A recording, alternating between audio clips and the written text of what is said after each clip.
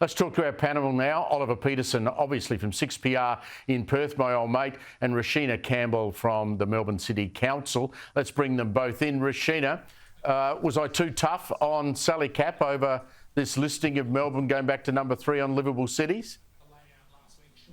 Well, look, I'm a proud Melburnian and I'm delighted by this ranking, and I say that as someone who grew up in Sydney.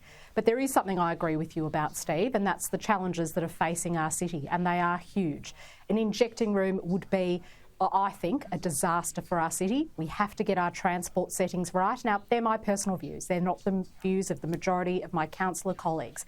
But on top of that, we've got a state government that is broke, that can no longer finance major projects. So Melburnians have a lot to be worried about when it comes to the future livability of Melbourne, and I think that every citizen of this state and every leader at every level of government needs to keep the pressure on to keep Melbourne livable. We'll talk to Ollie in a moment about where he thinks Perth should be, but Rashina, the point I'm making here is, you know, these lists are all well and good, but like you, I'm a proud Melburnian, Victorian. I grew up in South Australia, but I've lived more in Victoria than I have anywhere else after 16 years in living in Sydney as well. All you need to do is walk around the city to see that this is not the most livable city in Australia. It isn't. I mean, I go to Sydney and I walk through the revamped Wynyard Station, for example, that leads you through the Barangaroo. I'm sure you've done it. You look at Sydney's toll road network now that's working brilliantly. Melbourne, the Flinders Street station's disgraceful. Southern Cross is empty. The graffiti's everywhere. The bike lanes don't work. And I know you've sensibly voted against some of these things. So to see the Lord Mayor out there this morning on Sunrise saying, "We're back, baby," I nearly threw up. Yeah, look, I mean, I drive through the city regularly and see the bike lanes absolutely empty, while traffic is bumper to bumper. And at a time when we're trying to get everyone back to the CBD, we've got to make it as easy as possible. So you're right, we've got to do better there. That's my personal view.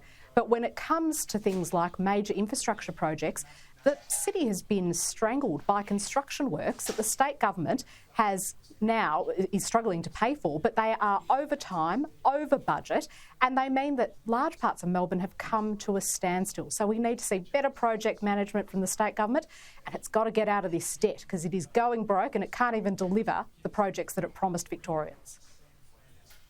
Yeah, they're all over budget, they're late, and half the train network is going to be shut down for the next 2 weeks. People can't catch a train. Now, Oliver, I think that if you really looked at the cities of Australia and worked out where was the most livable cities, I would nominate probably Adelaide because it's a little cheaper, the real estate there, than Perth. But if you go to the great city of Perth, as I was a couple of months ago, I mean, the standard of living and the way that people in Perth get to live their lives is so much better than Sydney or Melbourne. It's not funny. Exactly, Steve, and just listening to your conversation with Rashina about Melbourne, I'm saying get on the plane, baby, and get over here because we are celebrating today, Steve, in that Liveability Index. Perth has surged from 25 to number 12 in the world. This is Australia's paradise, and sometimes we are the country's best-kept secret, but more and more people want to live here, Steve, and you're right. You take a home in Melbourne, divide that by 2, and that's probably what you're paying for here in Perth in the equivalent location. Everything's only about 20 or 30 minutes away from wherever you live. We've got a great public transport network that's expanding at the moment. We're the only state in surplus. The Golden West is where you want to be. We do have the similar challenges of the fact that you can't really get a rental property at the moment and everybody's moving here because there's jobs galore. But Perth and the lifestyle, the quality of life, Steve, there is something to be said for what we have here in Western Australia. And as you know, I spent the first part of my life in Sydney, but there's so many opportunities here in Perth, and bringing up 2 young boys here in Perth as well, the lifestyle and the opportunities are just amazing. Last time there, I stayed in the middle of the city. I went for an early morning walk down on the Swan River around that wharf development that's right in the middle of Perth now. That keeps getting built on. I mean, that's given you a really fantastic tourist precinct. I mean, you can walk through most of Perth. It's not that big. You can get on a bus and go over to Freo. I mean, I don't know what people are talking about. Now, Rashina, I know you're a great advocate for free speech. What do you make of this e-safety commissioner, Julie Inman-Grant, saying that Twitter has become a bin fire and the company has dropped the ball on tackling hate speech? I mean, my point would be you don't have to look at Twitter. Don't turn it on. Don't have it. Don't use it if you don't like it. Look, I couldn't agree with you more, Steve. The reality is that it's a very small part of our population that takes to Twitter to vent their anger. And what I would say to those people, if you are really worried about the direction that our country or the world is going, go do something about it in real life. Go volunteer for a community group. Join a political party. Stand as a candidate. Do something that makes a difference instead of bashing at your keyboard. But the reality is, Middle Australia is busy getting on with life, finding the money to pay the next mortgage repayment or energy bill or looking after their kids.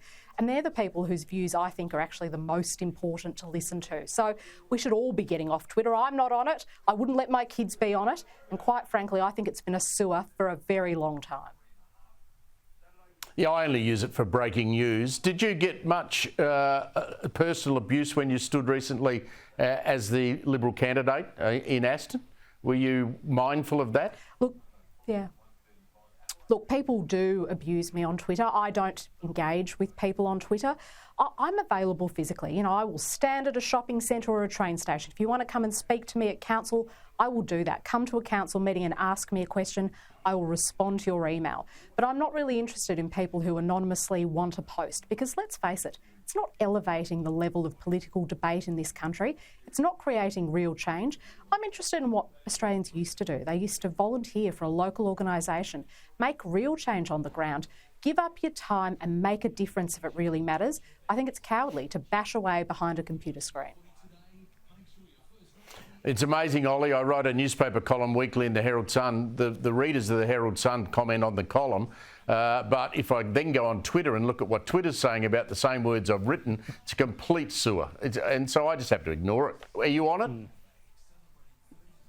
I'm on it, Steve, but yeah, similarly as you are, I like to look at the breaking news or, point to show content for what we've done here on 6PR because there's just no point getting into the sewer, and that's what it is. I think there is some responsibility here, though, for all these social media companies to make sure that the people who are registered are who they say they are. And I think the test is that if you're not prepared to say it to somebody face-to-face or over the phone, as Rashina said, don't hide behind being a keyboard coward. But look, Elon Musk will look at this from the E-Safety Commissioner of Australia and threaten in his boots that we might fine them $700,000 a day. It's not going to happen. And just quite frankly, if you don't like it, don't look at it. As you say, engage in forums where it is moderated, whether it's the comments on the Herald Sun, Steve, with your columns on Talkback Radio, or how we have engaged with, good civil debate, because we can all have differences of opinions. That's what makes our society fantastic, as we hear here on Sky News each and every day. But just get rid of that hate, that sewer. It is just awful on Twitter, and I just